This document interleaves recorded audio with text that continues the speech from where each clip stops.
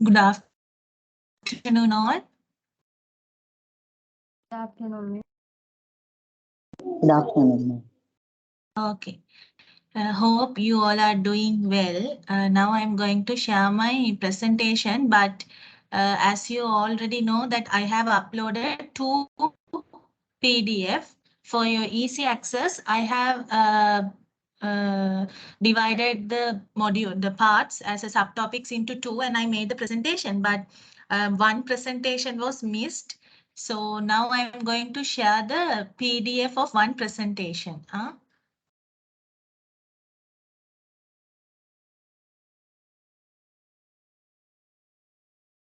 Can you all see my presentation?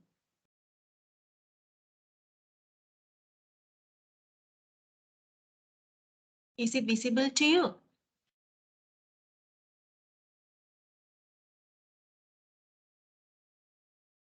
Hello?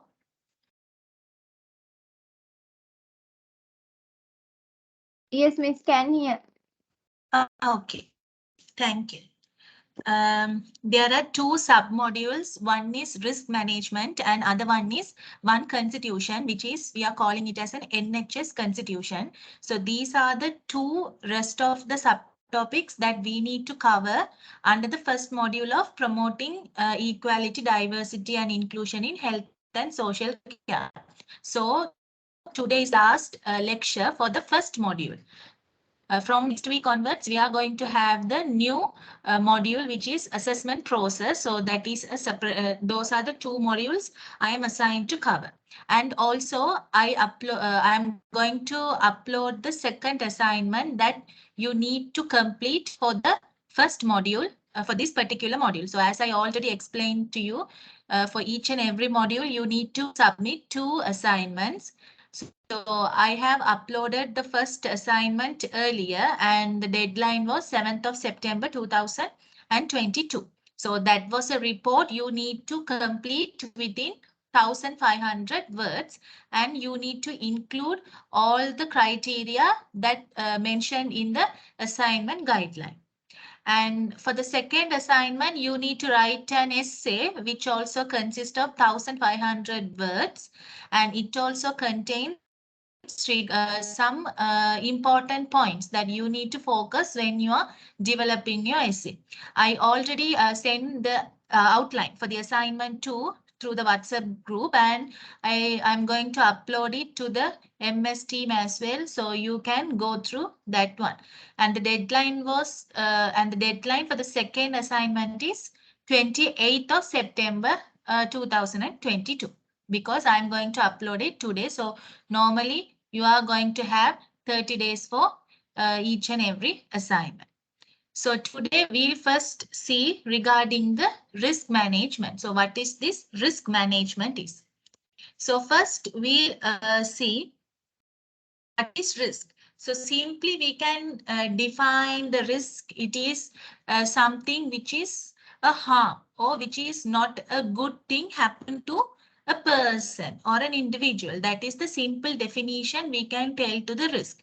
So risk could be simply defined as the possibility of something happening in a bad manner, or which could involve uncertainty about the effects. That means we can't tell or we can't predict what is the outcome is, and the outcome could be it's not in a good manner, so it is causing harm, injury, or it can cause any loss to the particular individual.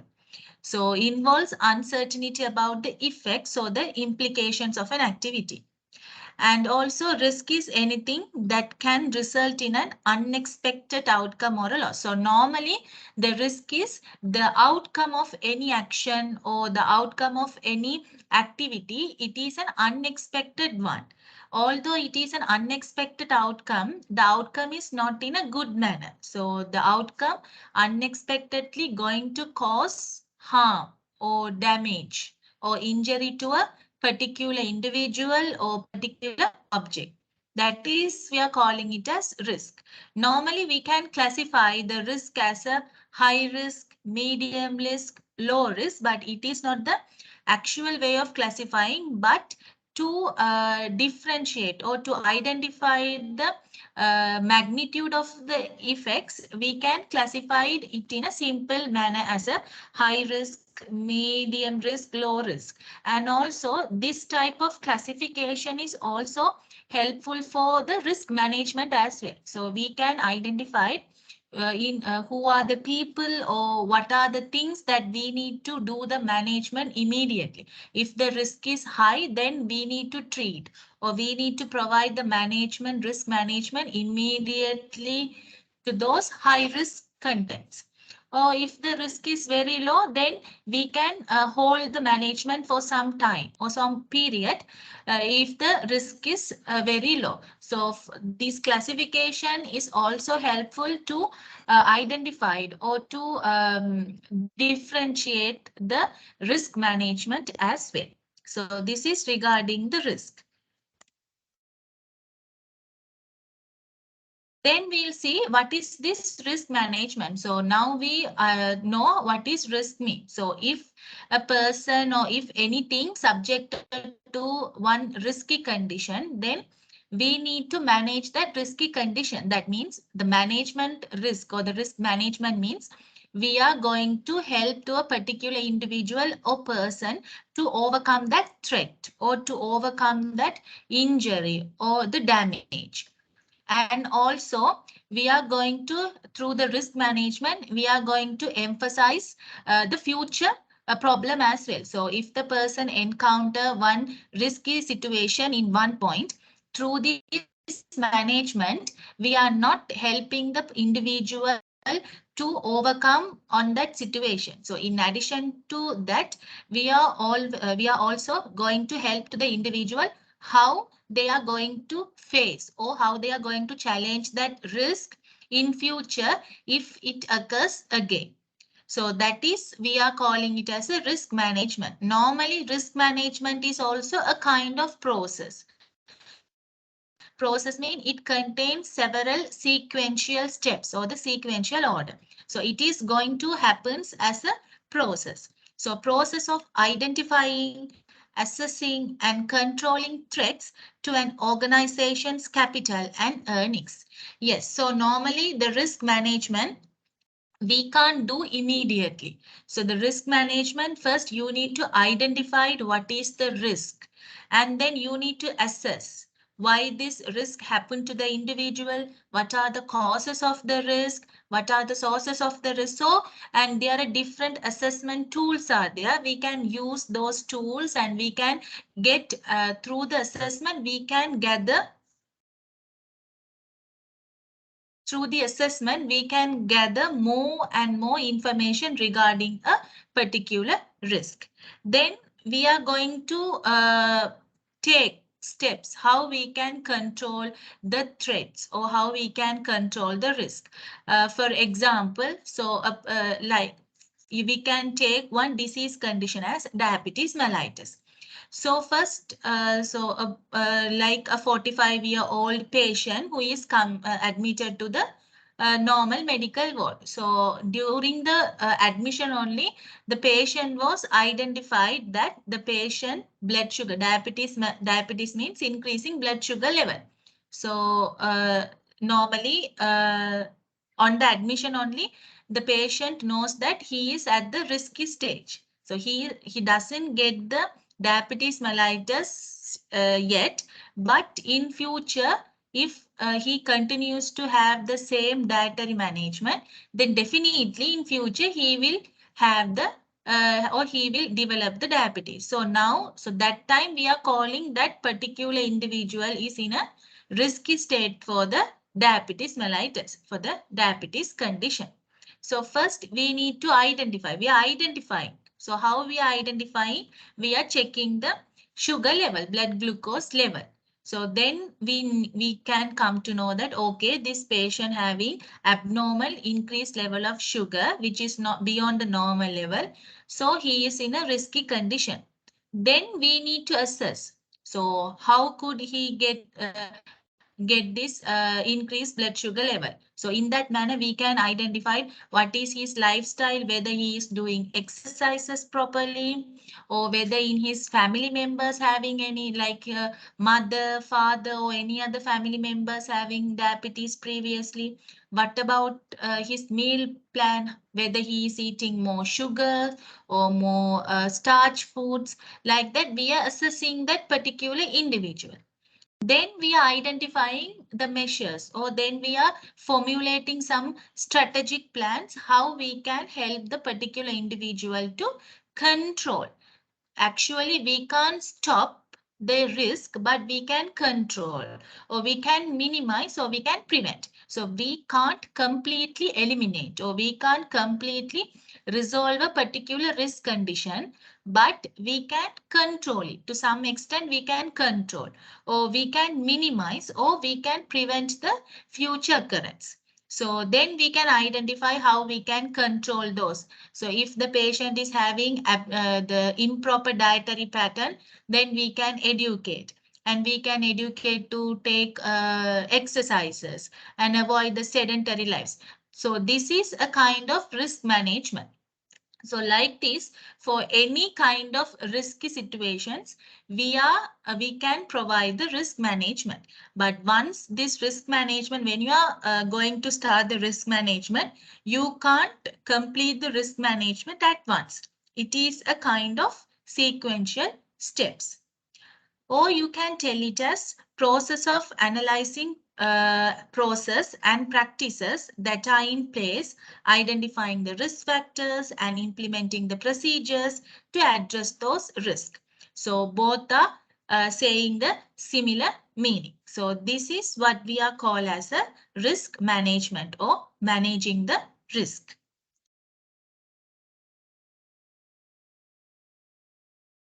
Or this risk management, it can be happens in any kind of institution or organization, any kind of environment. So when we talk about the healthcare and the social care, actually in the healthcare, the risk management, we are explaining it as a difference between life and death. So normally in healthcare means, so all the healthcare professionals in the healthcare, they are struggle to save the lives of each and every individual who are coming to them. So they are working so hard to protect the life, and so that is a risk. So risk means in the healthcare sector, we are simply defining as a difference between life and death, which could make the stake significant higher. So actually the healthcare industry's main priorities should be saving and protecting the lives. So especially when we talk about the healthcare and the social care, the main or the major duty of each and every healthcare sector is to save or to secure the lives of each and every individual. And also the major success to gain this or to protect and save the lives is centralized reporting system. So centralized reporting system is one of the patient-centered care. So this patient-centered care is mainly available in the health and social care system. If we have the patient-centered care only, we can maximum we can save the lives of each and every individual. So this is normally when we are talking about the risk management in healthcare sector, it's some kind difference when compared to the other organizations or the institutional risk management. Okay, so here are some risk events which we can consider, or which can cause some harmful effects. So why these risk effects can cause the harmful outcomes or the consequence? Because so risk associated with impairment or disability. So most of these risky events are associated with the health and social care events. So if the patient is presented with any impairment, or if the patient or the person is a disabled person, then there could be a risk associated with the falls. So if the person can't mobilize, or if the person have some activity intolerance, then they can't move, or they need some assistance to move. So if there is no any person to assist them for the movement, and if the person they start to mobilize by their own without proper assistance, then there could be a chances of falling down. So if there is a chances of falling down, then there could be a chances of getting injury. So this is one risk associated with the impairment. Health conditions or mental health problems. Yes, if the person is not mentally good or mentally not stable, then there is also so many risks, not only the physical risk, the social risk also. So especially this mental health people, the mentally abnormal people, they can subjected to physical abuse, sexual abuses, and also they can get any kinds of injury without their knowledge. They can be get falling down, and they can get any other problems. So mental health problem is one of the other risk event. And the health conditions, normally we are referring to the disease condition. So if the patient is having very low blood pressure, or if the patient is having very low blood sugar level, and if they are not aware about that, then the very low blood pressure, it can causes the dizziness. That means the patient starts to confuse, and the patient starts to fall down, and there is a possibility of getting injury. Then accidents. So these accidents, normally the road traffic accidents, or the gunshots, accidental gunshots, or any assaults caused by any other strangers, or those accidents. Then risk associated with everyday activities that might be increased by a person's impairment or the disability. Yes. So normally the activities, due to the everyday activities, if the impairment or the disabled person going to have everyday activities, definitely there could be a high chances of getting risk of falls and other injuries. So they may start to experience self-harm as well as the harm caused by the others. And the use of medication. Yes, so the improper use of medication.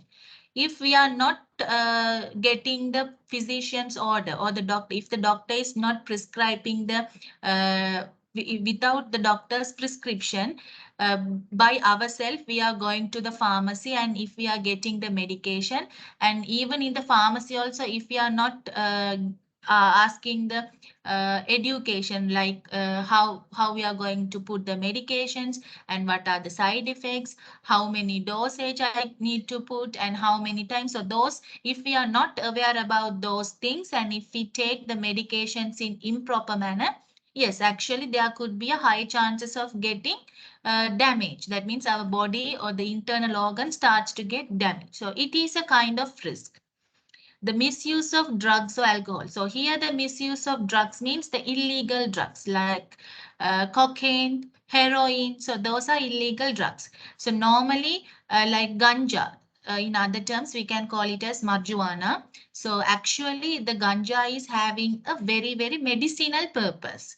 For the AIDS patient, for the HIV positive patients, we are administering this ganja in a for the medicinal purpose. That means there is a dosage is available, the prescribed dosage, which we can be allowed to use for the medicinal purpose. But if we used in an illegal manner means if we used beyond the recommended dosage, then it is going to be an illegal drug or the illegal purpose. So the misuse of those drugs in an improper manner without we are not using for them in for the medicinal purpose.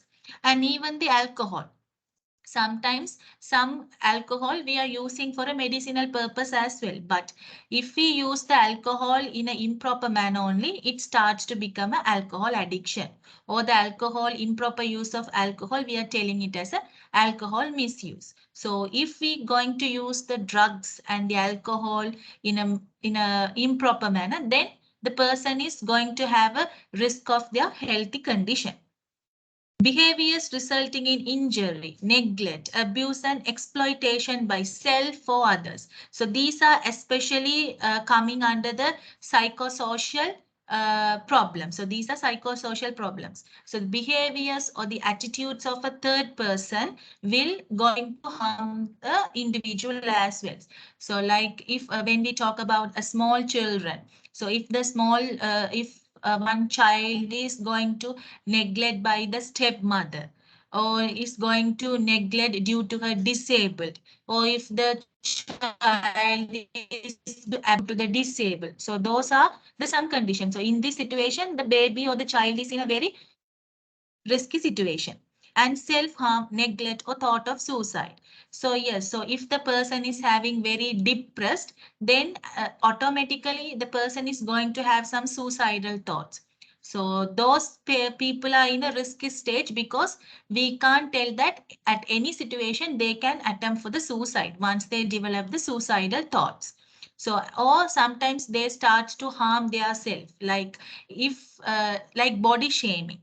So if one person is continuously accused due to their body shape, or due to their overweight, or they are, although they are overweight or very lean, so if they start to accuse by the society continuously, then they start to they are not accepting who they are. So they start to avoid, or they start to hate their body, and with that they start to harm themselves. So it is a kind of self-harm.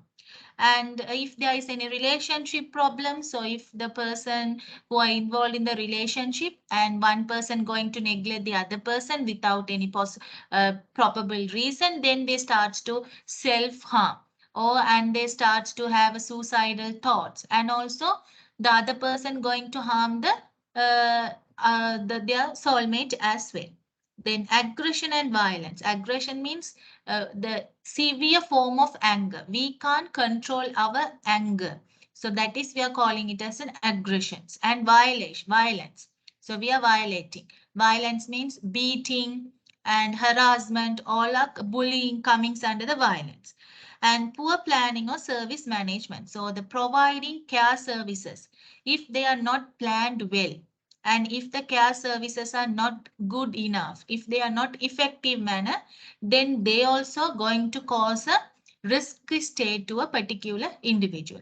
So these are some of the events which can actually going to cause a harmful outcomes on a particular individual who are going to face this. So these are mainly, we are talking to the health and social care settings. And the other risk can be minimized by the support of others, who can be staff, family, and friends. So normally, so we told that these are some of the risks that we are having. And these risks we can be minimized with the support. So one individual, they can't however, because risk means if the person is become a psychologically affected. So if the person is psychologically in a risky state, then they can't overcome, or they can't regain their self by as a own, by without any assistance. So definitely they need some kind of assistance or support. We are telling it as a coping. So for their coping, they need, actually the third person should need. So in that third person, it could be any staff members, any healthcare professional, or any occupational therapist, or any social care therapist, or it could be their family members, friends, relatives, soulmates. So actually for the reduction, as I already told you, we can't completely eliminate the risk, but we can minimize the extent. So we can minimize the consequences caused by the risk if we provide proper assistance and support to the particular individual who is going to face that risk. So those support could be provided by the healthcare professional, family members, friends, and the other relatives as well. However, in promoting independence, individual responsibility for taking risk must be a balance between safeguarding someone from harm and enabling them to lead a more independent life, where they effectively manage risk themselves. Okay, so although we are providing assistance or support to an individual for the risk management, we can't allow the particular individual to always depend on others for managing the risk. So at the beginning, we can provide some assistance to overcome, and we can teach them how to manage the risk by providing the support. But through that support, we also need to encourage and empower the particular individual to develop their independence to face those challenges and to overcome those risks and to manage those risks. So that is the responsibility. So when we are talking about the individual responsibility for taking the risk, so there could be a balance should be maintained. So the balance should be between the safeguarding. So one person should be safeguard from or safe from the harm. And at the same time, we need to enable that particular individual to lead an independent life. So if they maintain, or if they are very well to maintain that in an equilibrium only, they can manage the risk when effectively.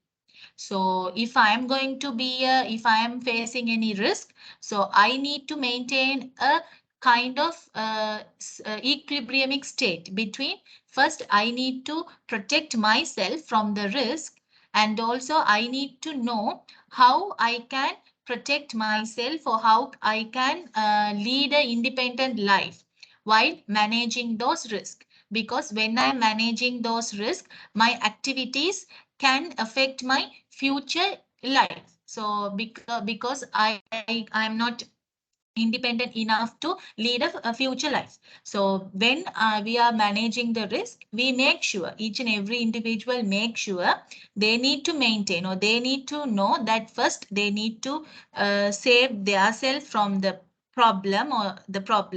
At the same time, in future, if the again that problem occurs, they need to fight against that problem independently. So they can't seek help or assistance from the others previously. But for the first time, if the person encounter any problem for the first time, to regain their independence and to regain their all the safety measures, we can provide some support. But that support could not be continued for the whole life. So through that support, we need to ask the person to develop the independency as well. A balance, therefore, has to be achieved between the desires of people to do everyday activities with the duty of care owed by services and employers to their staff and to users of services. So these are how we can minimize. So if the person have any risky state, how we can help them to minimize those risky state to some extent. So the first and foremost is we need to provide the support should be given to a particular individual, but that support could not make them dependable. Although we are providing assistance and help, our assistance and help could not make the people to become dependable for throughout the life. Okay, so are you all clear up to now, or do we have any doubts?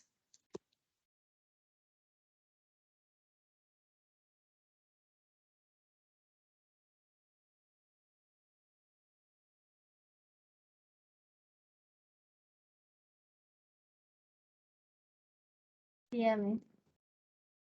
Okay, thank you. Now we'll see. Okay, why we need to know, or why this risk management is important in the health and social care. Why need to learn? Why do we need to learn this risk management, and what this risk management will cost to the people? So what are the importance? First, when we are talking about the health and social care management, the foremost thing is it will help to enhance the safety of the patients. Not only the patient safety for the employees. Employees means it could be a minor staffs and other supportive assistants and healthcare professionals like doctors, nurses, physiotherapist, radiotherapist, medical laboratory scientist, and also the people who are coming to see the patients each and every time, because the risk means it is not only related to the patient side. Even the healthcare professionals also going to face so many risks when we are talking, especially when we are focusing the health and social care. So for example, normally this AIDS, HIV, you all know the AIDS, HIV, even this AIDS, it is a very, very detrimental disease. So still we are not having a proper medication to cure the AIDS. Although we are having the medications to cure the cancers, most of the cancers nowadays we are curing.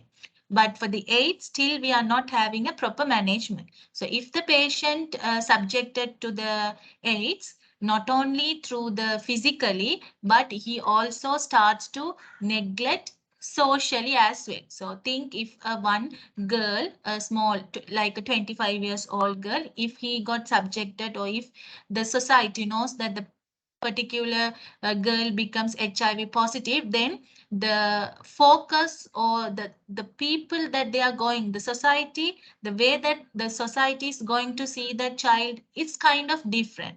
But actually the society doesn't know how the particular girl got the positive, HIV positive, but they start to think in a different manner. So it will affect the baby, the particular girl physically as well as psychologically and socially. So AIDS is a very, very detrimental disease. So actually through normally we know that AIDS is transmitting through the sexual activity. But in addition to this, it can pass through the blood as well, blood transfusion. So blood transfusion, no, if there is any accidental blood transfusion. Accidental blood transfusion means, for example, if a person, he is a person, he is having an HIV positive. We are getting a blood from the, or we are injecting a blood, so we are getting blood with the help of the syringe from that particular person A. And without a proper disposal, if we use the same syringe to take the blood for the next, if the person B, then normally a small amount of blood could be available in the syringe with that needed. So there is a chances of entering of that small blood sample into the another person. So in that manner, if that blood sample enter into that particular person body, the person also going to have the HIV. So that person is not having any sexual activity for getting HIV, but this is the accidental, without a proper disposable management, without proper handling of the proper techniques. So we are going to we are voluntarily introducing HIV to another person. So without that person knowledge, now he is going to have an HIV positive. So this is also another way that we can get that HIV, so which is a detrimental disease. So it is a common mostly for the healthcare professionals. Under the healthcare professional, especially the nurses, because nursing officers are responsible for collecting the blood sample through the syringes. So if they are not wearing proper gloves and taking the blood sample with the bare hands, and the blood sample that they took from a person is sometimes HIV positive and they are not known well, and if any accidental needle prick injury happens to the particular nursing officer, now she or he is also going to affected by this HIV positive. So this is another kind of having a risky state for the nurses especially. So for that, they need to have some kind of management. They need to wear the, so before taking the blood sample, they need to check what is the patient condition is, whether they are having any blood transfuse disease condition, and they need to wear the proper gloves. They doesn't recap the needle. Without recapping, they need to discard, proper disposal. So these are a simple management, risky managements we are doing. And other than that, when we are talking about the corona, normally we are telling that corona with the sneezing, it is a kind of airborne disease. So the people who are in the laboratories, they are going to check and they are going to touch the specimen and they are going to identify the results or the reports of the PCR sample collection. And if they are not going to follow the proper protective mechanism, then actually they are also going to have this risk of getting the corona. So these are a kind of risk that each and every, even the healthcare professionals also going to face in a health and social care sector. So for identifying this risk management, it is not only enhancing the safety of the patient through this, even the healthcare professionals and the bystanders or the visitors, visitors' life and the safety also we can enhance. This is one importance. Then we can minimize the financial loss to the hospital through risk detection, evaluation, and prevention. So other form is the financial crisis or the economical crisis.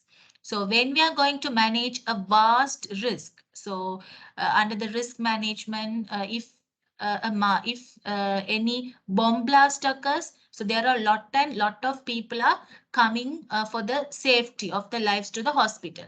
So we can't manage all the people at the same time because there are some, some people, they need immediate management, or for the some people, we can hold the management for sometimes. Some people, they need more and more resources.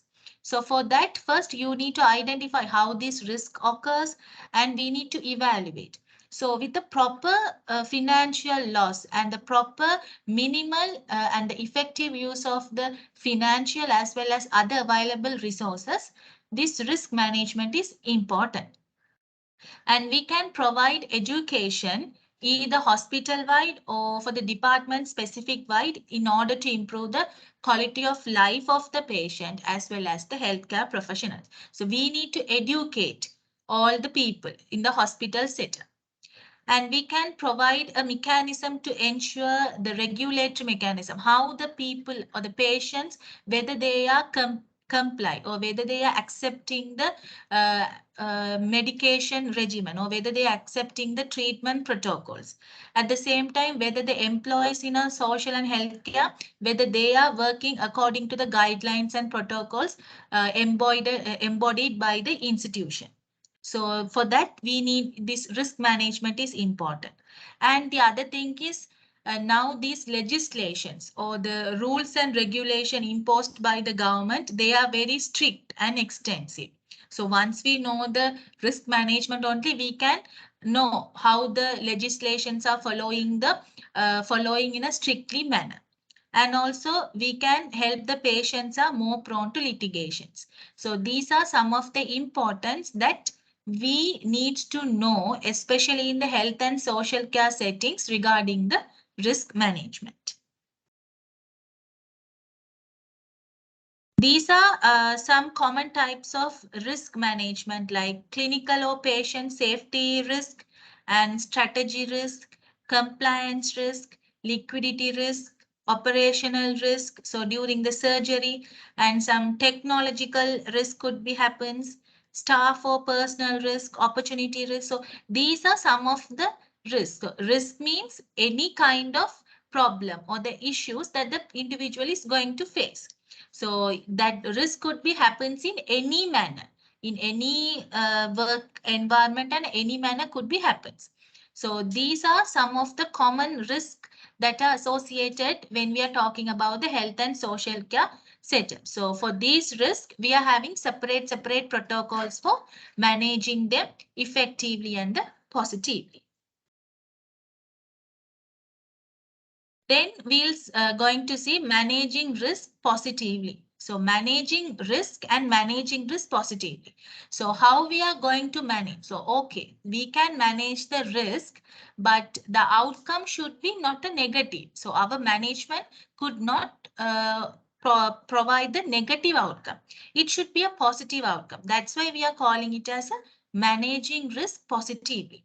So the definition for the managing risk positively, so weighing up the potential benefits and harms of exercising one choice of action over another, identifying the potential risk involved and developing the plans and actions that reflect the positive potentials and stated priorities of the service user. So this is a definition that we are telling for how managing the risk positively. So if you are going to manage the risk positively, first you need to identify the potential risk. What are the potential risk factors or the sources or the causes involved, and how you are going to develop a plan and actions in order to manage those risk factors and the risk positively, and how you are going to. So if you are going to manage them positively means you need to manage it in a priority order.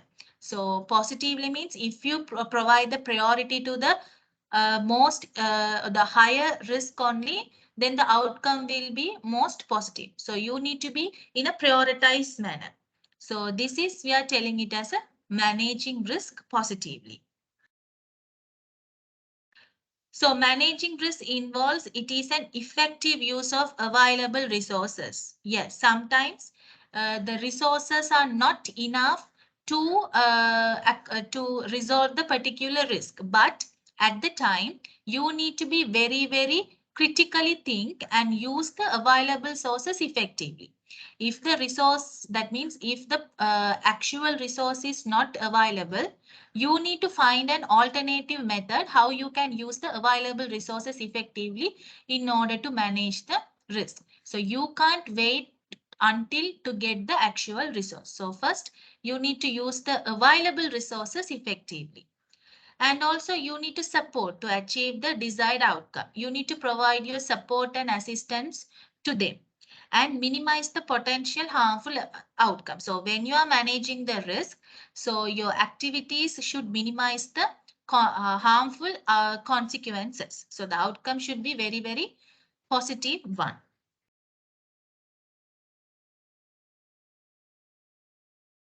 So here these are some of the ways, some of the strategies used in order to manage the risk positively. First, you need to empower the people. And then you need to work in a partnership with adults who use the services or direct their own support, family, carers, and the advocate. So there should be a team part, that there should be a collaborative working. Developing an understanding of the responsibility. So if the patient and the family members and the healthcare professionals are involving in order to manage the risk, and each and everyone should develop and they should understand what their roles and what their responsibilities in a particular situation. So if they are going to manage one risk, and what each and every person's roles and responsibilities are, and they should help people to access the opportunities available, and also they should develop a trusty relationship. So when they are working together, if they develop the trust relationship only, they can work in a collaborative manner.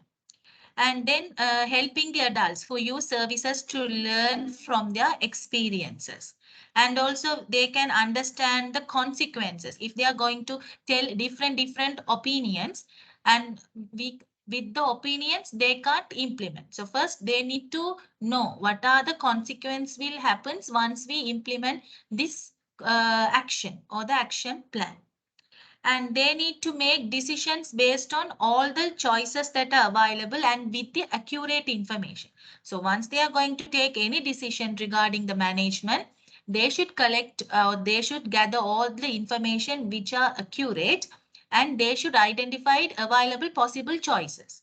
So with one choice, they can't make the decision. So they need to get all the available choices and they need to analyze them, and they need to check what are the consequences or the outcome of each and every opinions. Then they can decide how they are going to do or which method is best. And also they should be positive about the risk, and they should understand each and every person's strength and ability, And whenever the problem arises, they should know and they should understanding why. So first, why this problem arise, then only they can. So if they each and everyone starts to ask this question within themselves only, they can find out the solution. So why this problem arise, what caused this problem. Then they also ensure the support and advocacy is available to all the service users. So it is also important. So they should ensure whether they are having any support or whether the people are involving to provide some advices to them when they are making any decisions or not. And sometimes tolerating supported short-term risk is consultation with the service users for long-term gains. So there could be the support that we are providing. So there could be a difference also. So sometimes the risk could be a short-term risk or the long-term risk. So how we are providing the support and the support provided by the individual, how they are tolerating for the long-term as well as the short-term gains. Through the regular reviews, gradually withdrawing inappropriate services that create dependency. Yes. So our main goal is, although we are providing a support, so those supportive acts should make the particular individual to be a dependent one. In the future, without any assistance, they needs to face or manage that particular risk. So, but when you are providing the assistance or the support, if the supportive activities going to make the people or the person more and more dependent, that activity should be stopped and you need to find out the alternative manner. And having an understanding of the different perspectives of the adults with disability and older people, family carers, practitioners, advocates, and services. Yes. So you need to identify and you need to ask what are the different, because not all the person are having the same perspective, same ideas, thoughts. So first you need to identify them and you need to understand. So why this person is telling, because the normal adult people having a different kind of perspective on managing the risks. When we are talking for the older people, they are very, very experienced and sometimes they may encounter in their past life the same risk. So the young adults, they are not there. It may be the first experience for them. So the perspectives and the ideas could be different. So first we need to understand why the person is telling this manner. Because of their experience, yes, we can accept and we can follow that one. And developing a person-centered transition planning. That means, yes, especially the person-centered care. It is also very, very important when we are talking about the risk management. Managers and staff will, where appropriate, assess services users mental capacity and determine whether they are. And for the other important part is when we are talking about the risk management, the mental capacity. So all the risk managers and the staff who are involving in the risk management, they need to assure whether the person is having mentally well or mentally capable. That means whether they can take all the decisions by their own with the free of other person. So then, so these are some of the strategies, or you can tell it as a ways how these are some of the ways we can improve or we can use in order to manage the risk when it occurs, especially in the health and social care settings. So are you all clear up to now?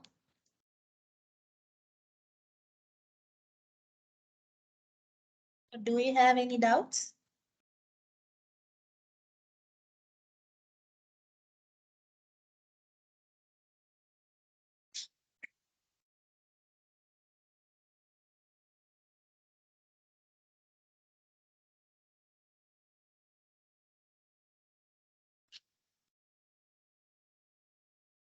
No, miss.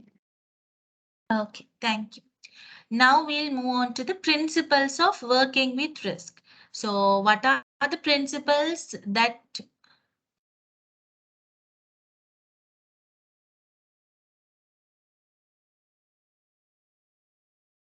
what are the principles that are underlying this when we are managing the risk? These are the principles. Okay, the first one is you need to identify. That means I already told you that risk management is a process. So process means it contains different steps. So for the first, the principle is you need to identify and you need to assess and you need to formulate what are the management strategies in order to resolve the particular risk. And also you should promote the independence and social inclusion of the adults with disabilities, older people and people with health conditions and mental health problems. Then risk changes as circumstances changes and should be reviewed on a regular basis. Yes. So the risk, it could be changed according to the environmental setup or according to the activities of or according to the situation. So due to our activities and planning only, new risk could be occurs. So if the risk is going to change and you need to have some kind of regular reviewing basis. So if you have the regular review only, you can identify, okay, so this instances causing this kind of risk. Why we have a regular reviewing, then only in future, if the same situation arise, then we can identify, okay, there is a possibility of occurring the risk in this situation. Then we can manage it immediately with the proper risk management protocols.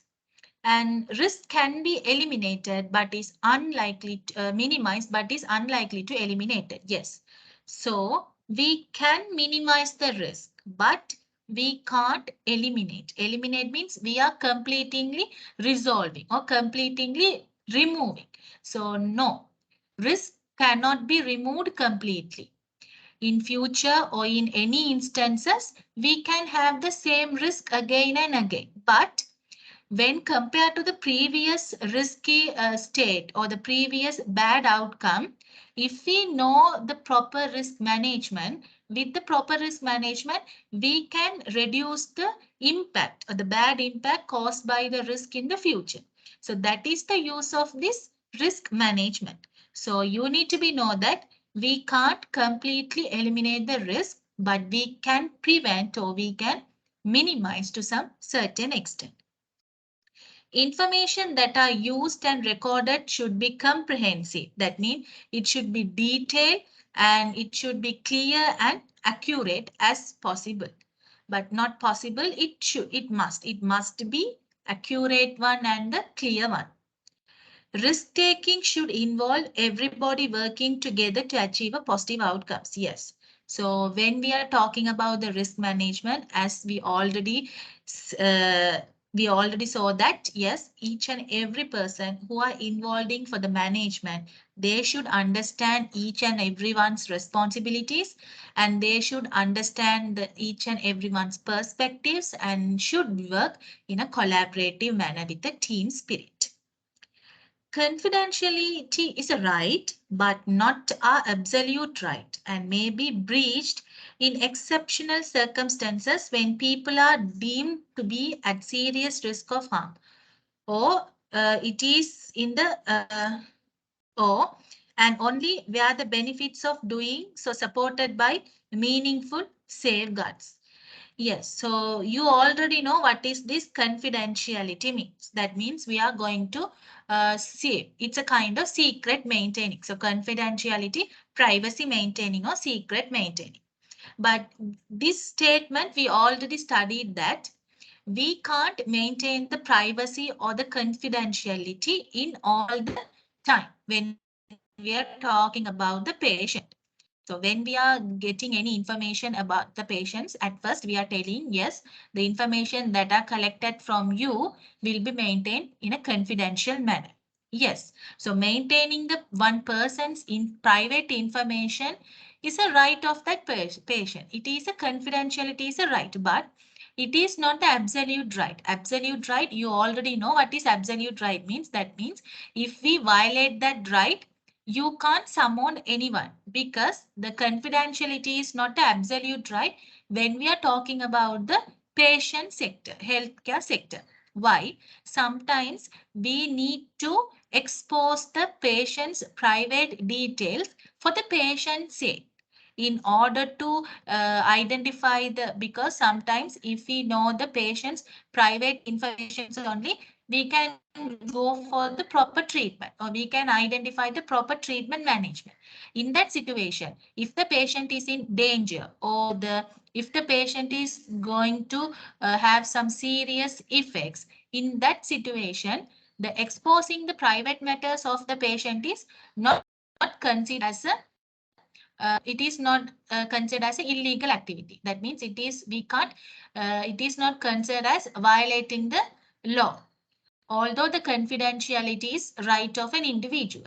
So that's why we are telling it is not a absolute right. So, but not all the time, if the person is having any, there could be a necessity of exposing the patient's confidentialities. We are not considering as the violating the rules and the regulation. So under these principles only, we are proposing our activities in order to managing the risk positively. So, okay, so this is the risk management process. So for this risk management process or the risk management steps sequence, it is a kind of strategy that we are using in order to manage any kind of risk in any kind of any environmental setup. And also this risk management step also sometime it could be differ as well. So there are 5 steps: identification, assessment, mitigation, monitoring, and reporting. So identification means first it's a kind of you need to identify the risk. So what is the risk or what are the threats are available? What are the possible risk factors are present? Then you need to assess. So each and every risk factors you need to assess why this risk factor is where it comes from. So what are the sources and all those things you are assessing. So mitigation means implement process changes to reduce the impact of each risk. So mitigation is kind of a solution or the opinion that we are going to implement in order to reduce the impact that is causing by a particular risk. And monitoring. So it is a kind of simply the previously we saw the all the process. So monitoring, yes, once you implement the opinion, you need to monitor in a regular basis or in a periodical manner to identify what are the outcomes. And then you need to have a full report. Then only in future, if you encounter the same risk, then you can act immediately. So these are the major 5 strategic steps, which we are also calling it as a risk management process. So this is. So here I have attached so many risk management process. So here identify the risk, measure the risk and the assessment are same, and examine the solutions. Like we are assessing and all the things, implement the solutions and here. So it is a kind of risk management. So monitoring the results.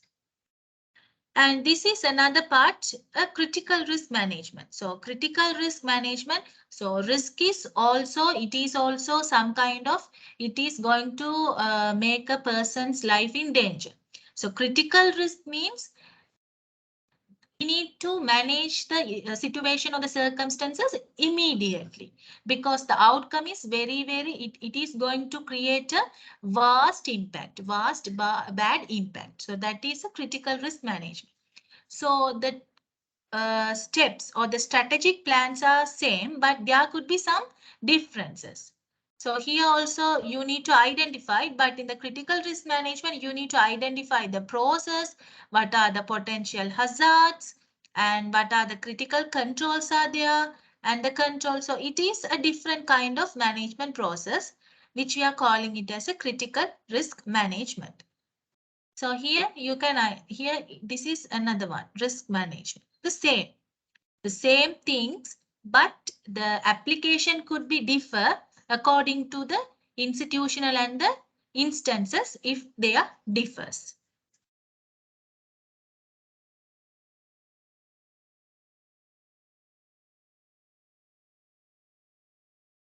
Here, so I have attached some you can use it as a reference. So because we already studied the person-centered planning and the defensible person-centered planning. So you all know what is this person-centered planning. So normally when we are talking about the health and social care sector, it is mainly we are focusing on the patient-centered care or the person-centered planning. Both are same.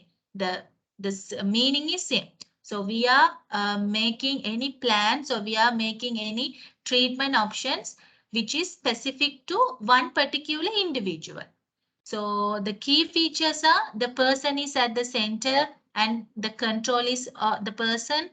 And in the process, we can include the family members or the friends or the partners if they allowed or if it's appropriate.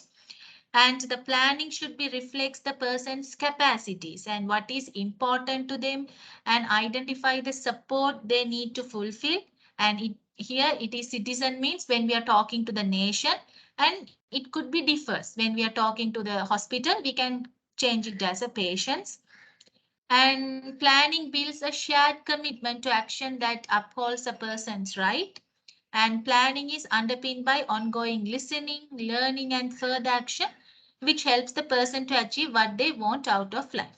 So these are the two modules that which also follows the same person-centered planning. So this person-centered planning is another important part when we are talking about the risk management. And the defensible decision means the decision making involved in the assessment of risk, and its management is generally effective in avoiding harmful situations from arising. So yes, so whatever the decisions that they are making during the risk management, so we should assess them, and the management that we are taking, it is generally, it should avoid the harmful situation from arising. So it should, the consequence should not stop, it should avoid or it should prevent the emergence of the harmful situation. However, in harm occurs to an adult with disabilities or older people or other vulnerable person, any practitioners, officers or agencies involved in the assessment or management of risk will need to defend the decisions they made and their reasoning. So yes, this is also same. You already studied that if the person is an older person or if the person is not mentally capable, so we told that according to the Mental Capacity Act, I'm talking about for the mentally incapable person. So according to the Mental Capacity Act, we are having a right that a third person can make decisions on behalf of that person. But if the decisions that are undertaken by the third person is going to increase the risky condition of the individual, or it's going the outcome, if we identify that the outcome could be harmful, then at that time as a healthcare professionals, you can defend the decision of the third person, because you are having evidence that the uh, decision taken by the third person is not going to provide the good impact. Although we are having the regulation that the third person can make a decision on behalf of the mentally incapable person, but we are also having another important point that the decision always could makes a positive outcome to the mentally incapable person. Not a simple, or not all the decisions could be considered, or not, we can't consider all the decisions taken on behalf of them. So as a healthcare professionals, if you identify that the decision making is not good for the incapable person, then you can defend. That is, we are calling it as a defensible decision. So a defensible decision is one where all reasonable steps have been taken to avoid harm. So the steps that we are taken to, why we are taking, we are avoiding the harm. And a person's mental capacity has been taken into consideration and guided by the Mental Capacity Act Code of Practice. Reliable assessment methods have been used and information has been collected and thoroughly evaluated. Yes. So the informations that you are collected through the assessment methods, it should be assessed and it should be evaluated thoroughly. Decisions are recorded succinctly and in line with the agency's recording policy and decisions, and related actions are communicated to all relevant parties with outcomes reported back to the lead agencies. Practitioners and their managers adopt an approach that is proactive, investigate and holistic, taking into account all aspects of the individual and the wider family and any risks. So here you can identify. So all we study that if there is any person is going to take a decision on behalf of the third person, then the focusing, the outcome should be good to them. If you find out any abnormal consequences, then you are having that, and if you are having a proper evidence, then you are having a right to defend the decision. So that is, we are calling it as a defensible decision. It is also another important strategy that we can use in order to have an effective risk management. And the third one is a professional competency. So for a practitioner, empowering a person to decide the level of risk they are prepared to take with their health and safety involves working with the tension between promoting safety and positive risk management. So professional competency means it is important for the professional safety as well as the patient safety. So if the person is professionally competent only, they can identify how they are going to manage the risk, because some risk it can going to cause harm or risk to both the patient as well as the nurse. So as I already told you, the needle prick injury. So the needle prick injury, there are two risk condition could be happens. So if the nurse subjected to the needle prick injury due to so with the needle of the person who where she gets the blood from the HIV positive patient, if she subject to the needle prick injury with that needle, then she also going to have the HIV positive. At the same time, if she not disposing, also think about one nurse, she got the blood sample from HIV positive patient and without discarding or without disposing that used syringe to the proper basket, she kept and she went. So the next nurse, she is coming and she also without identifying or without asking, she take that syringe and she is going to get the blood from the another person. So the rest or the remaining small amount of blood is now going to get into the third, another stranger person's body. So now he is going to have the HIV positive. So both, so the reluctant activity of the healthcare professionals also going to cause risk and harm to them as well as to the other patient.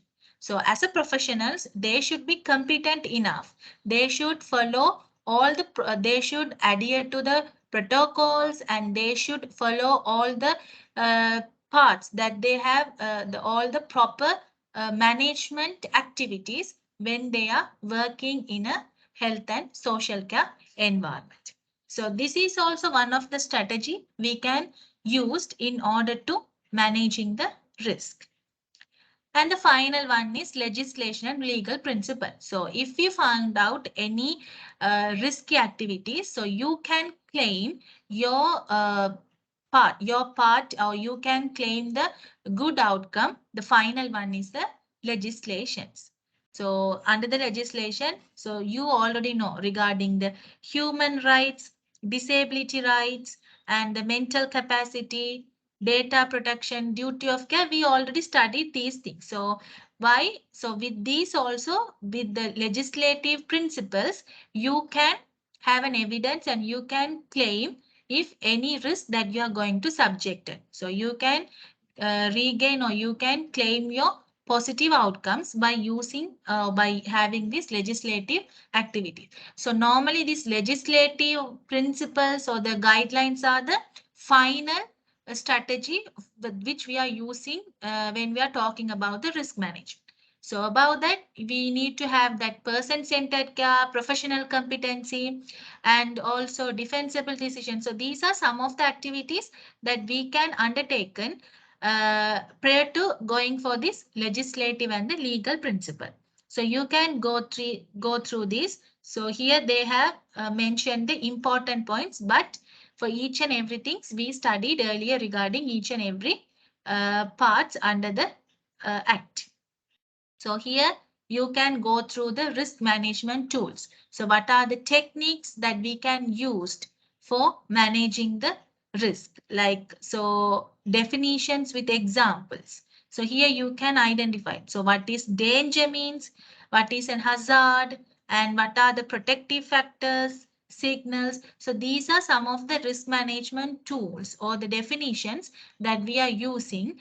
And in addition to this, normally we are having a separate chart. We are calling it as a risk criteria. So that chart we are having, it is having some numbers. So each and every numbers having a different criteria.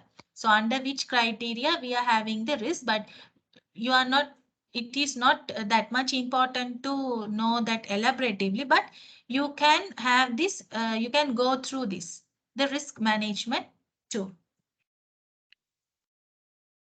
So this is regarding the risk management, especially in the health and social care setting.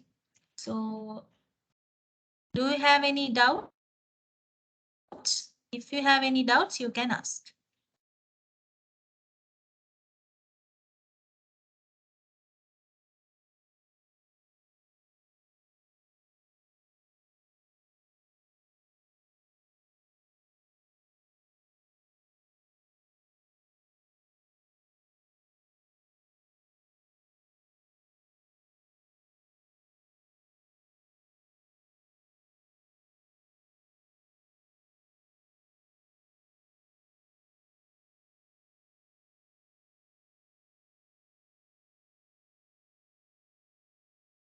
No, Miss.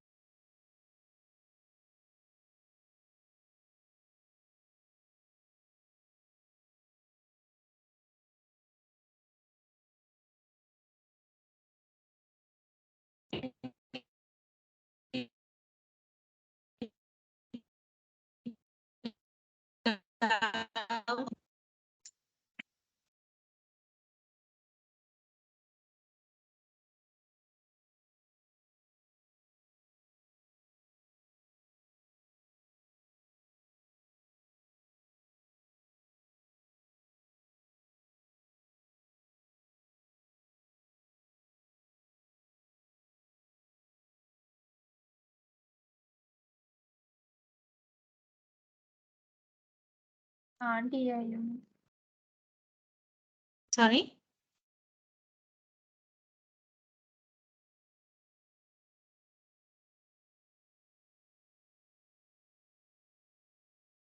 Are you all clear?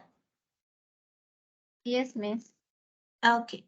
Now we'll move on to the next part.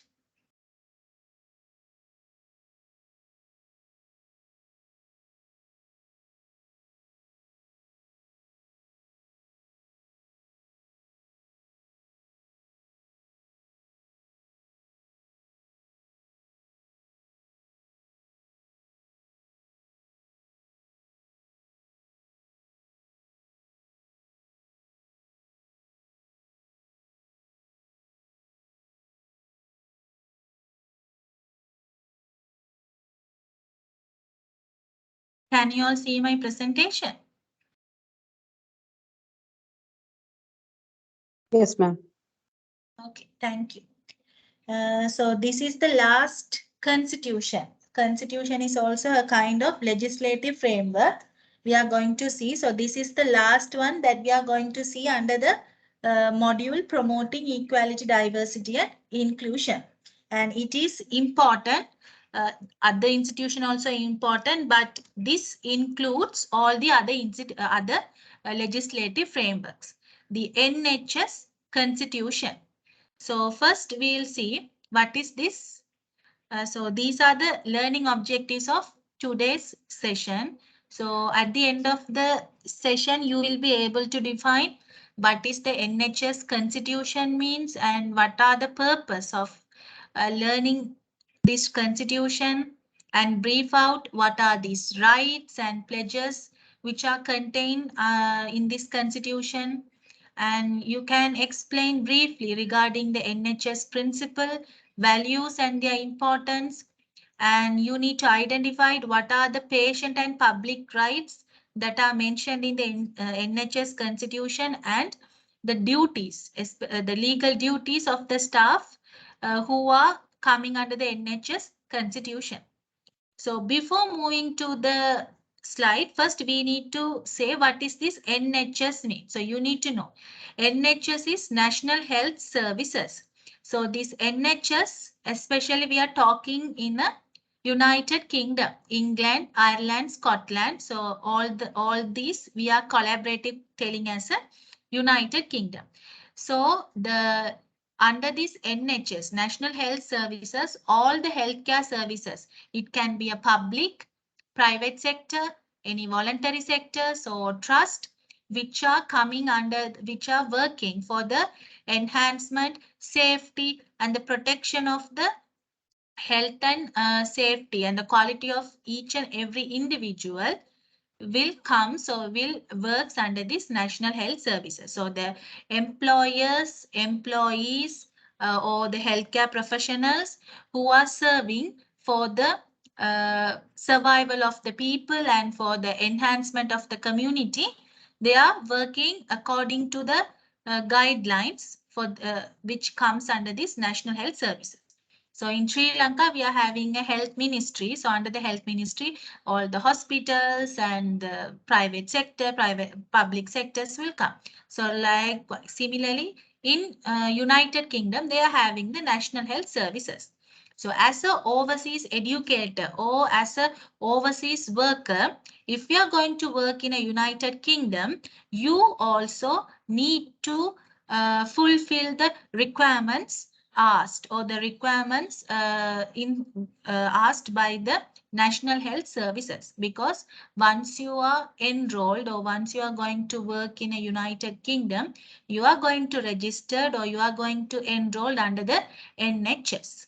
So if you enrolled under the NHS, then you are also one of the professional or the employee who are going to work under the NHS. So you need or you must need to follow all the guidelines, protocols, principles instructed by the National Health Service. So that is regarding national health. So this national health, it is containing one constitution. Constitution means it is a kind of legislative framework proposed by the government or the parliament of each and every country. So likewise in NHS, so the National Health Service, it is also having a kind of guideline or the guided framework. That is, we are calling it as NHS Constitution. So this NHS Constitution, it contains the principles and values which is guiding that how the NHS can make and can act a decision. So NHS means the NHS authority, how it can take any decisions, how it can act if they have any or identified to a particular problem or the issue. And in addition to this, it also explains the rights and responsibilities of each and every staff, and for the patients and the public, and also the NHS pledges to them. So we'll see what is this pledge mean in a coming slide. So the NHS constitutions itself must be renewed by the government every 10 years. Yes. So each and every year, the United Kingdom government, they are, it's renewing or they are reviewing like other policies and procedures. They are evaluating, they are monitoring, and they are reviewing and they are renewing. Renew means sometimes they can add any important policies or the procedures or any active legislations, or they can remove the pre-existing legislation. So they are renewing each and every 10 years. So once in 10 years only, this NHS constitution is going to renewed by the UK government. So this is regarding the NHS constitution. So what will the NHS constitution do? What is the purpose or what are the goals or aims of the NHS constitution means? So especially it is going to safeguard or it is going to protect the principles and values of the NHS. That means the National Health Services having a specific guidelines and protocols by which each and every employee is going to work according to them. So this NHS constitution going to protect those principles and values of the National Health Services. It sets out the clear expectations about the behaviors of both staff and patients. Yes. So normally each and every healthcare professionals, they have a separate expectations how the patients needs to behave when they are having when they are coming for or seeking the medical attention. At the same time, each and every patient also having some expectations how they wants to be treated by the healthcare professionals. Like so each and every patients may think they need to be treated respectfully, they need to provide the privacy, they need to the healthcare professional need to accept and understand their cultural circumstances. So this could be an each and every patient's thoughts regarding the patient healthcare professionals. So this NHS constitution provide a clear understanding how the behaviors of both the staff and patients could be. So what are the expectations? So if they know the expectations only, both the parties could understand and they start to act according to that when they are involved in a treatment management. To empower the public, patients and staff by setting out existing legal rights, pledges in one place and in clear and simple language. Yes, the other one is, so they are having all the, so they are explaining, so the NHS constitution explaining to both the normal public as well as the patient and the staff, what are the rights and pledge and what are the responsibilities of each and every personals, and they are mentioned in a very, very simple language. Even a normal public should knows what are their rights and responsibilities are. And also by knowing and exercising their rights, the public, patient and staff help the NHS improve the care it provides. Yes. So why we need to know all those things? Once we know only, we are going to start to practice. Not only the staff, even the public and the patient, they also start to practice. If they start to practice only, the collaborative care management could have a good positive outcome in the patient health. So these are the aims of this NHS constitution.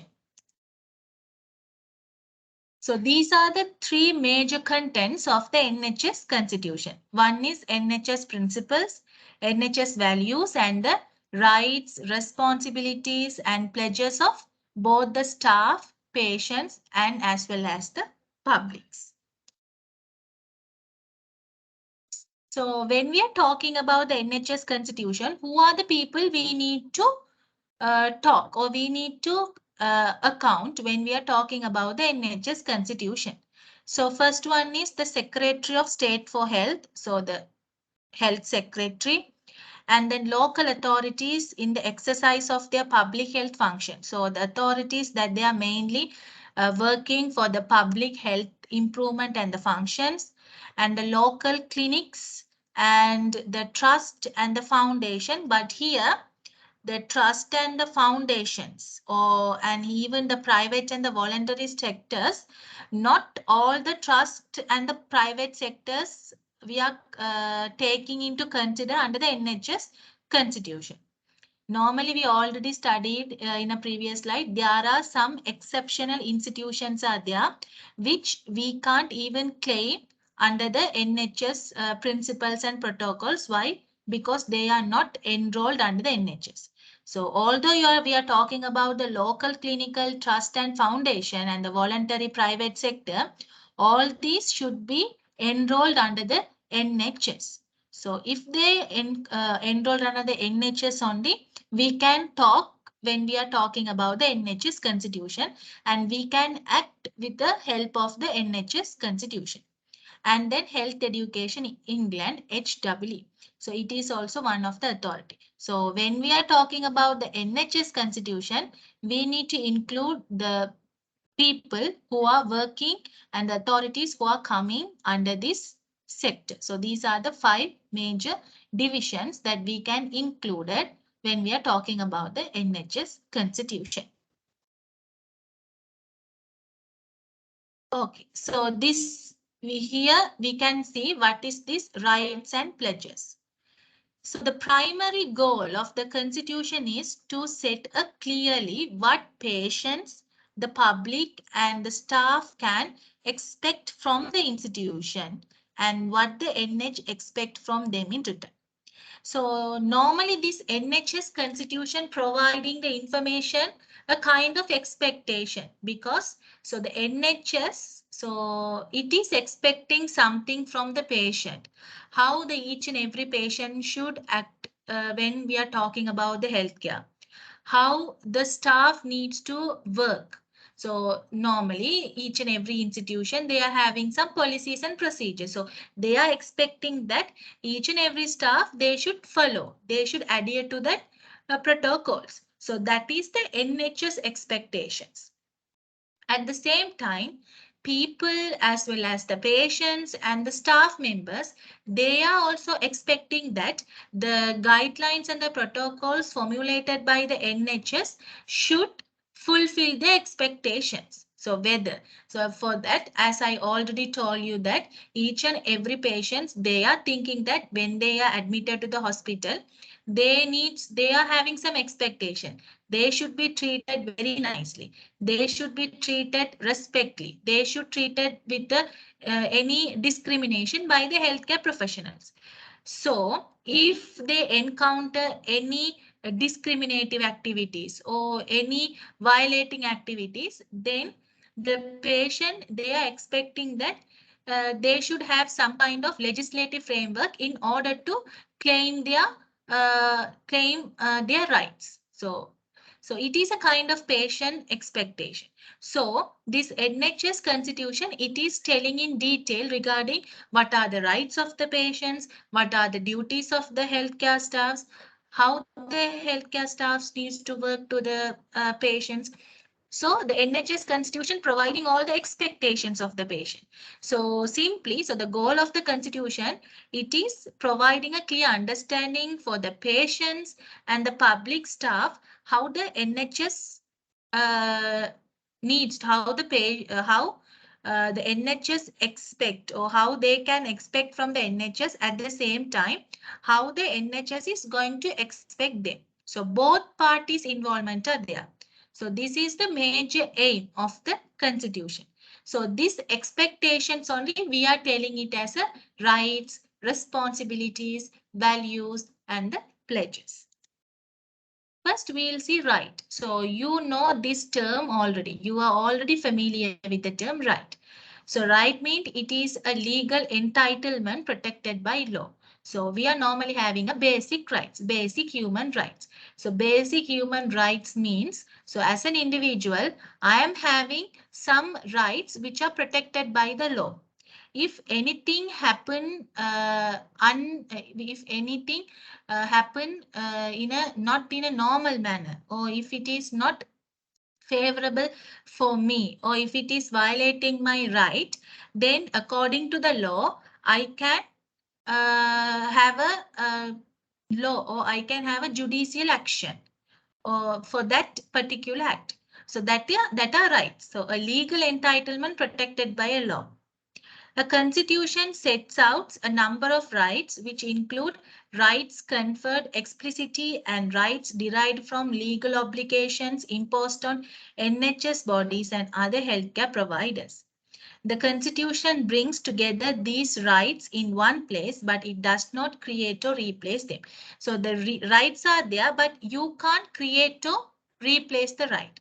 So for example, treating a patient with dignity is one right.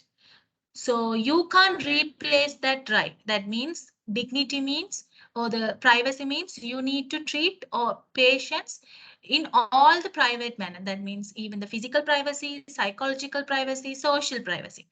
You can't replace the privacy with another part, and also you can't create. So if you find out that it is favorable for you, but it is unfavorable for the patient, so in that manner, you can't create any rights. So those rights already it is formulated by the government. So according to the law, it is protecting. And also the rights, it is not going to provide any harm to any individual. So we can apply to any individual at the same time. So the outcome should be in a common. The outcome should be common. It should be it needs to provide a good outcome. So that is regarding the rights. But pledge is it's a kind of different. It is, we are simply telling it as promise. So normally you have identified that oath taking in a school, in school times, we are having some oath. That means as a students, we are going to follow the school's regulation, and we will be studied like that. Each and every institution, we are taking some kind of oath. Okay, so that is, we are telling it as pledge, a promise. So as a nurses, we are taking an oath. Our oath is, so we are dedicated our life to serve the community, to protect the people life. Likewise, doctors and all the people, we are taking some oath. Prior to involved or prior to engaged in any kind of works, we are taking a kind of promise to that work, to the service users, to that institution. That is, we are calling it as a pledge. So pledge is different from the rights. This constitution also contains pledge which the NHS is committed to achieve and supported by the management and the regulatory system. Pledges are not legally binding and cannot be guaranteed for everyone all of the time because they express an ambition to improve, going above and beyond legal rights. Yes, actually the pledges are, we can't tell it is actually the legal right, because so pledge means I am taking a promise. So it is confined to myself. So it is not compulsorily to take the pledge by the other person like me. So my promise, so once I take that promise, I need to follow that one. So we can't take, that's why we can't tell the pledge as a legally binding. Why? And also we can't guarantee, because each and every institution having different set of goals and activity. So the pledge also could be differs according to the institution or according to the instances. So, but rights, we can't tell like that. Right is common, similar to every individual or every citizen of one of the community.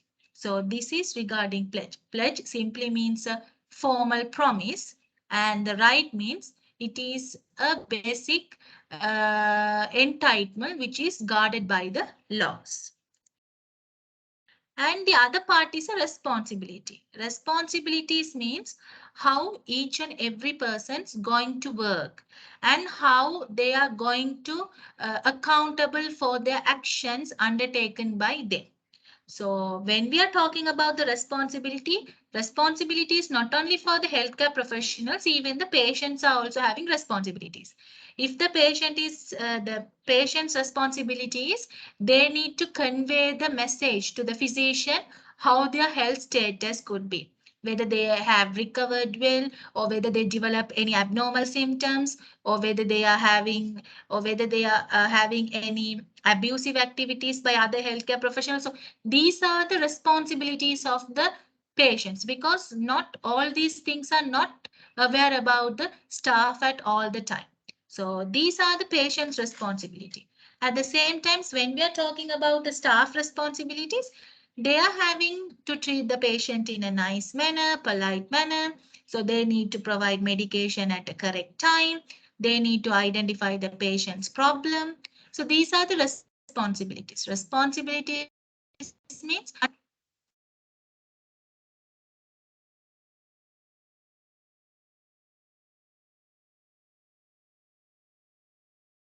so responsibilities means once they are accountable enough to accept the consequences of the actions, or they are taking the primary, so they are taking that I am responsible for the activity or the actions that are undertaken by them.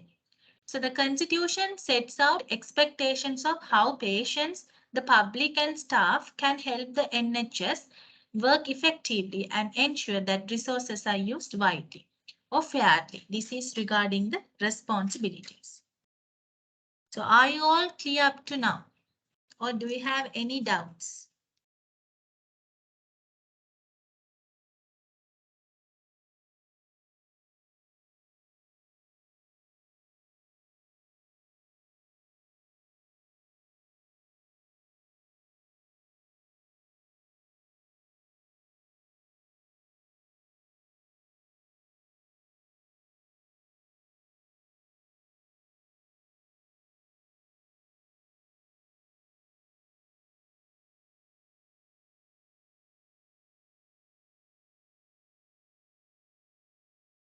No, miss. Clear. Okay. Now we'll move to the NHS principles. So what are the principles that this NHS constitution contains for the proper functioning of this National Health Services? So it provides a comprehensive, so this National Health Service, it provides a comprehensive service which could be available to all, irrespective of their gender, age, race, disability, sexual orientation, religion, or the belief. So the services provided by the NHS are common to all. There is no any discrimination. Access is based on the clinical needs, not an individual's ability to pay the services. NHS services are free, except in limited circumstances sanctioned by the Parliament. The other one is yes. So this NHS, it providing the service to all the people. They are providing according to the clinical needs. So which patient needs the management immediately, not only not in the basis of the financial background of a particular individual. So if the person is poor and they are not financially well, but particular individual is needs the medical treatment immediately, then the NHS, the services needs to provide the management to that particular individual, irrespective of their economical background. And also, according to the Parliament, so to some extent, the NHS services are free.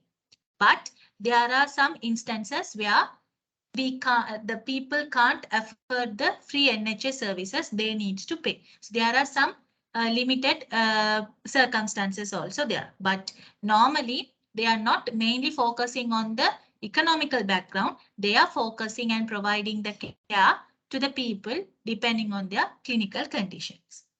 Strive to the highest standard of excellence and professionalism in all that it does, including the development and support of staff as well as the care and treatment of patients. Yes. So they are striving to the highest standard of excellence. So when they are requiring a new staff, they are not seeing the recommendations, or they are not discriminating according to the protected rights or the protected characteristics. They are mainly focusing whether the person is professionally compatible. So whether the patient is having professional competence, excellent skills, knowledge.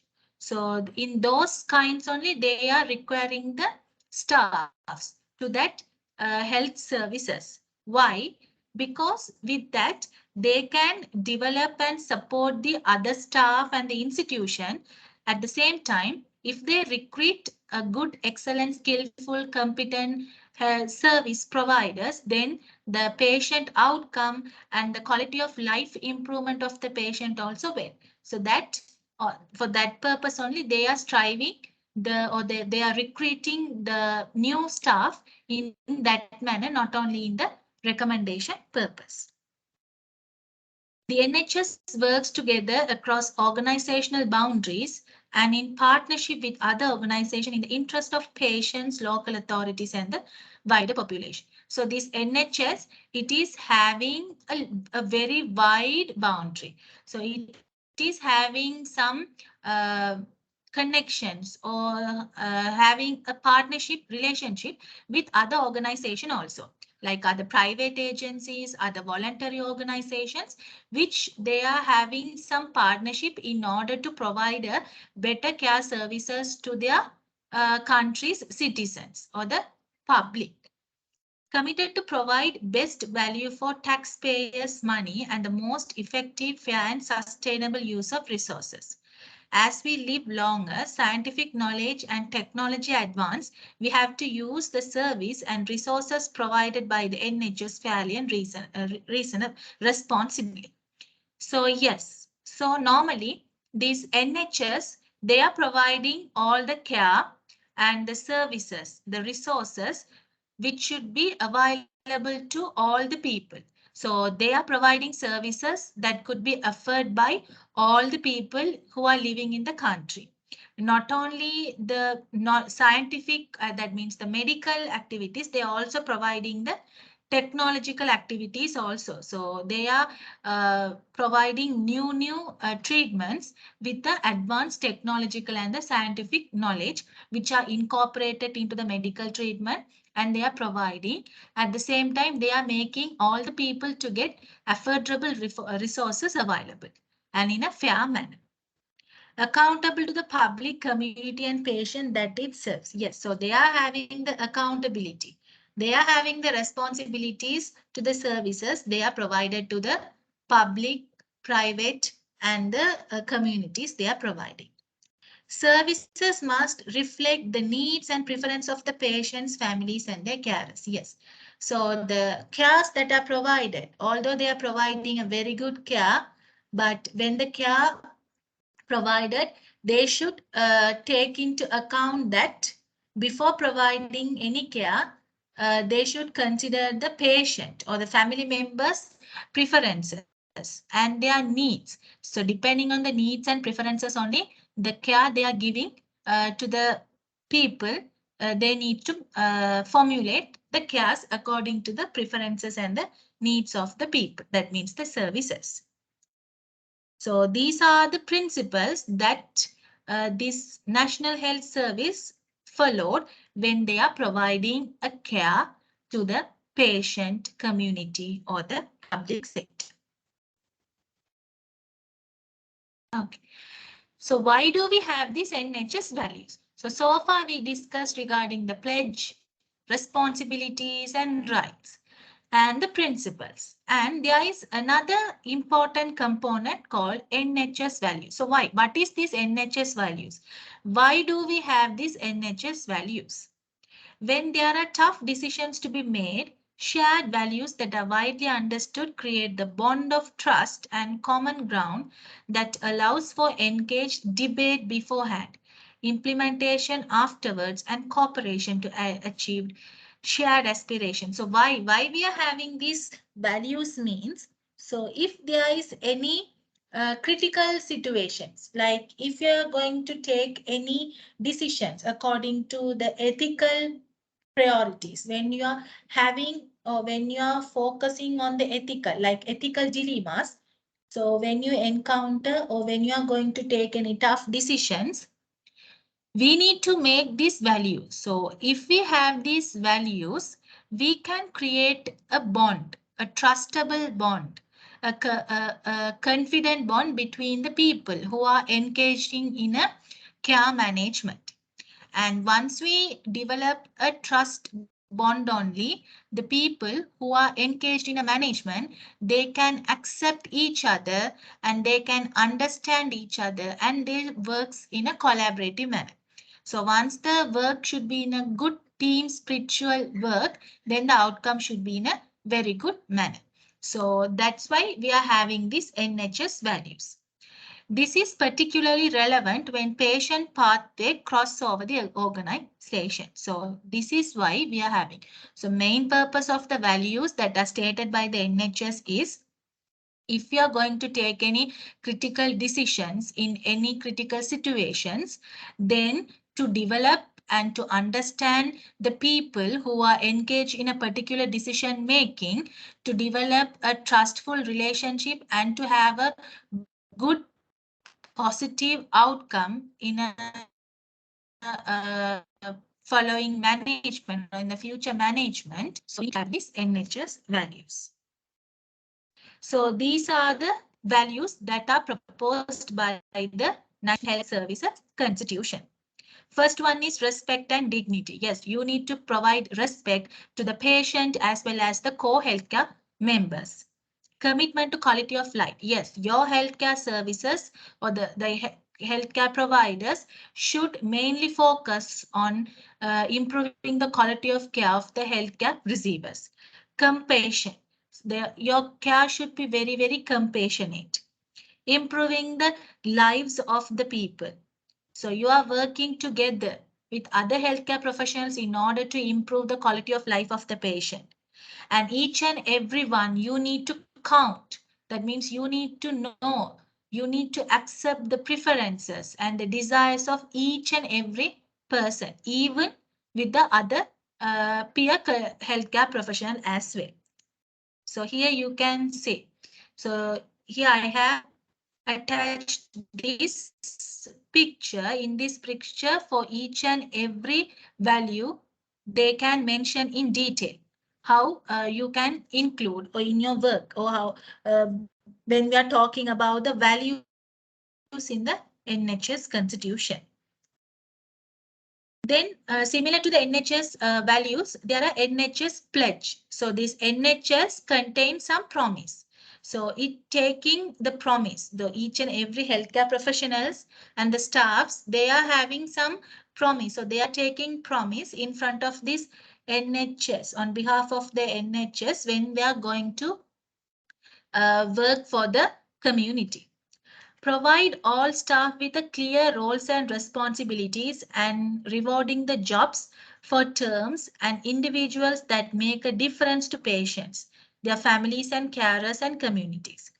Provide all the staff with the personal and the professional development, which it could be appropriate training for their jobs and line management support to succeed.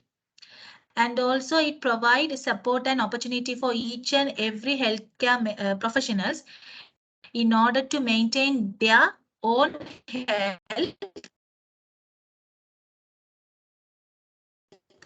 and as well as being a good health well in addition to providing the care to the people. And also it engage the staff members in making decisions that affect them and the services they provide individually and through their representative organizations and local partnerships working arrangements. And also it should empower all the staffs to suggest ways to deliver a better and safer care to all the patients and their families and to other people who are receiving the treatment from the healthcare professionals working under the NHS. So these are the NHS pledges that are embodied in the NHS Constitution. So the each and every staff members coming under or enrolled under the NHS, they should take these simple promises prior to commence their working. So in addition to the healthcare professionals, the patient and the public who are going to receive the services through with the help of the NHS, they also need to know the rights. So even not only the healthcare professional, the patients and the public also need to aware about what are their rights mentioned in the NHS Constitution. So all the people and the public, they are having rights to access to healthcare services, irrespective of the caste, religion, and even the economical background. And also they have the right to quality of care and environment. They have the right to have a good quality of care as well as the good quality of environment when they are receiving the care. And also they are nationally approved treatment drugs and program. So they have to approve the treatment drugs and the programs. And also they have the right to respect, and they have the rights to maintain their confidentiality, and also they have the right to refuse the consent or provide the consent. And they have rights to making their informed choice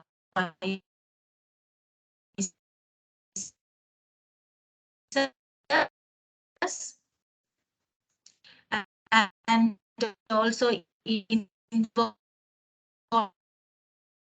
in the health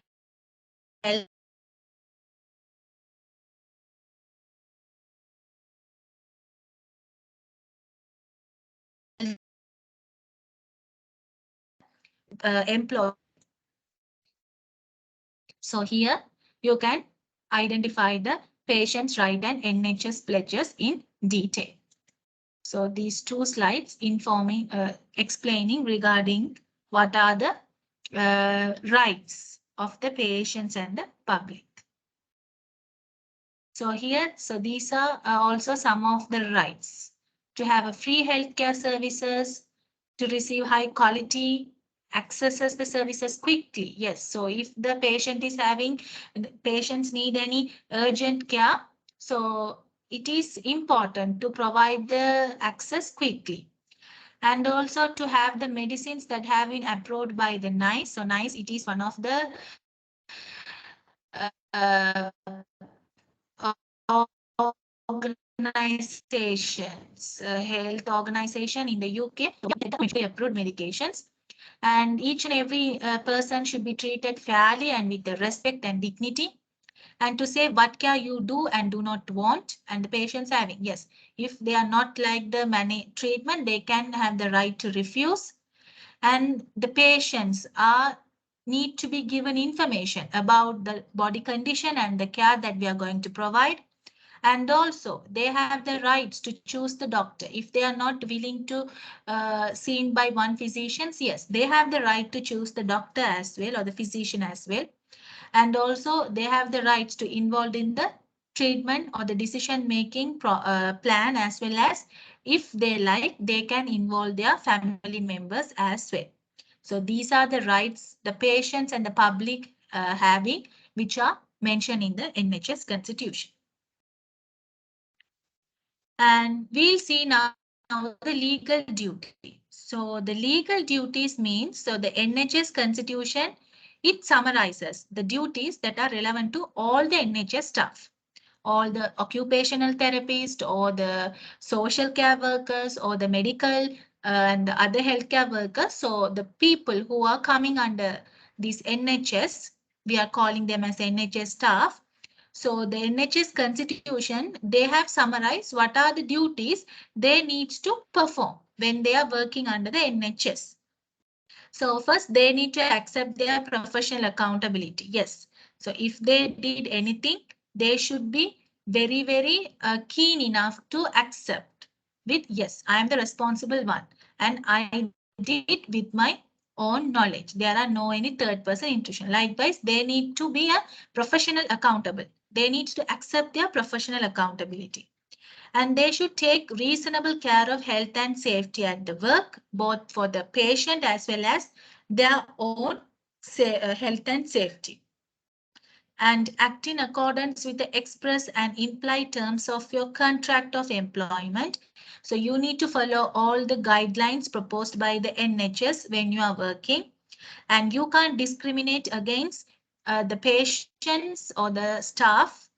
And you need to protect the confidentiality for both the patient, public, as well as the other healthcare professionals, and you need to be truth and honest to the patients when you are providing the care. So these are the summary of the legal duties that are mentioned by the NHS Constitution to all the staff working under the NHS. So that's all about regarding the NHS Constitution. So if you have any doubts, you can ask, because these are the two small topics I left to cover under this module. So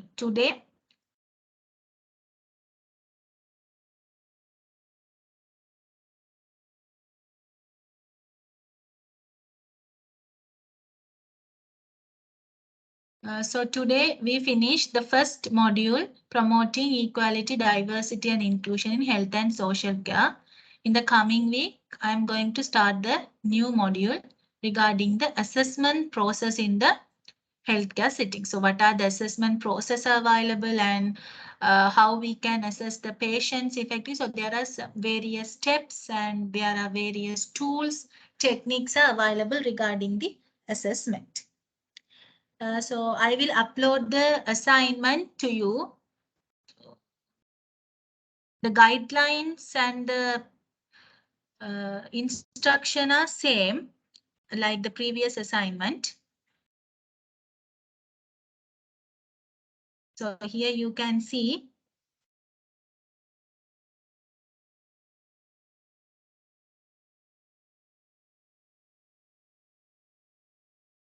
the guidelines that we are provided for the previous assignment. The first assignment and the second assignment are same, but the difference is in the first assignment, you need to write a report and you are having some different contents. And in the second assignment, you need to include, so your essay, you need to have an essay with 500 word count, and you need to include all these things. Okay. And normally for the essay, we are not expecting the references, but if you're going to put the reference also, it is acceptable. But once you're going to put the reference, it should be in a Harvard referencing style. You know how you are going to put the reference as well, because you all, I think, and I hope that you already started work on your first assignment. And the deadline of this second assignment also differ, not because most of you asked regarding the deadline and the word count. So for my module, you are having the total assignment word count is 3000 words. So that 3000 words we divided into in a two set task. So for the first task, for the report, you are having 1500, and for the essay as a second task, you are having 1500. So for the total word count for one module assignment is 3000. And also the deadline also differ. For the first assignment, I uploaded in on 7th of August. So within 30 days, you need to submit on 7th of September. And this assignment I'm going to upload today, 28th of August. So you need to submit 28th of September. And if you are not complete, but if you have any valid reason, and if we think that the reason for your delay is acceptable, then we can take into account. But other than that, you all need to submit the first assignment on 7th of September 2022. So that's all I need to tell regarding the assessment. So do you have any doubts, or shall we wind up the session?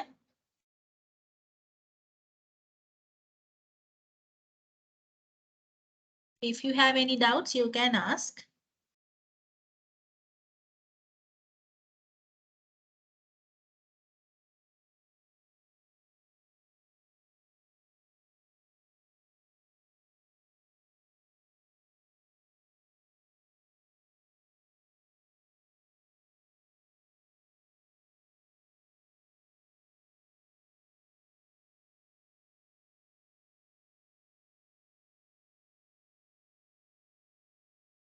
No, miss. Okay. Okay, then we'll wind up the session. So I'll meet you all in the next class. Bye bye and have a good day.